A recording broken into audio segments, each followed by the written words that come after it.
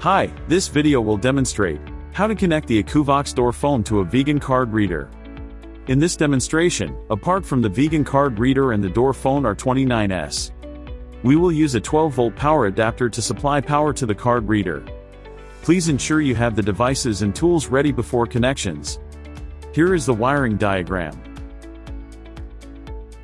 Please note that the wirings of different card readers may differ. Please confirm the connection with the service provider. For this one, we can see the instructions on its back. We will use the red, black, green, and white wires. First, connect the card reader's green and white wires representing D0 and D1 to the door phone's D0 and D1 ports. Ensure that the stripped parts are fully inserted before releasing the buttons. Then, insert a separate wire into the door phone's GND port. Later, we will connect it to the negative wires of the card reader and 12-volt power adapter.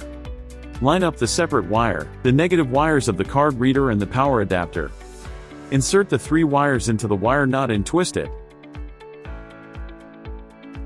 Ensure the connection is secured. Next, connect the positive wire of the card reader to that of the 12-volt power adapter. Double-check that all connections are firm and secure. Then, power on the door phone and the card reader. Next, we need to set up the function on the device's web interface. Enter the device IP in a browser.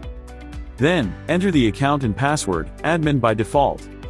Go to Intercom, Wiegand.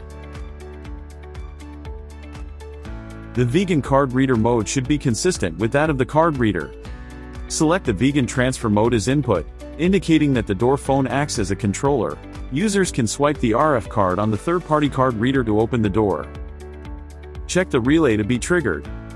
Click Submit. Then, go to Intercom, User and click Add. Enter the username. Place the RF card on the door phone's card reader, and click Obtain to acquire the card code. Click Submit to save the settings. Swipe the card on the Wiegand card reader and the door is opened successfully. Thanks for watching.